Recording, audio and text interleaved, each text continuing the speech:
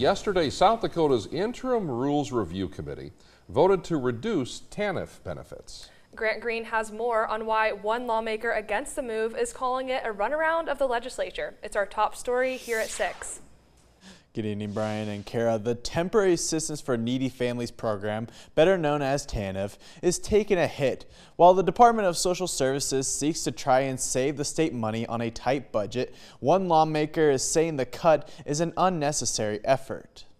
One opponent of Tuesday's decision to cut TANF benefits said it was simply a sidestep of the will of lawmakers during session. It was a 35% cut that was presented in the Rules Committee yesterday. Is never a number that has been presented to appropriations or the rest of the legislature. DSS produced this number effectively out of thin air. In a 4-2 vote, the committee voted to reduce TANF benefits by 10%. It averages to around $51 a month amongst all households in the program. The department looks to eventually raise cuts up to 35%. I think Margaret Thatcher said, sooner or later you run out of other people's money. And I think we have to be responsible and good stewards of the tax dollars. And I think the department is trying to do a good job managing those surplus federal funds that they have in reserve.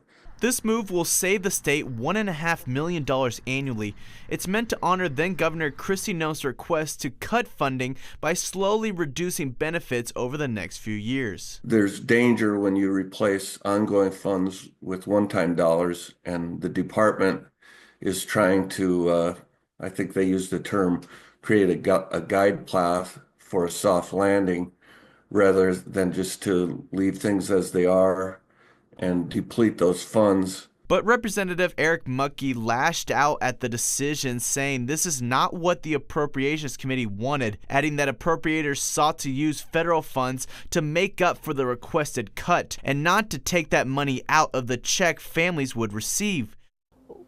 What happened yesterday in Rules Review was utterly shameful for a variety of reasons, not to mention just the sheer fact of we're cutting benefits to folks that are at or below 30% of the poverty line.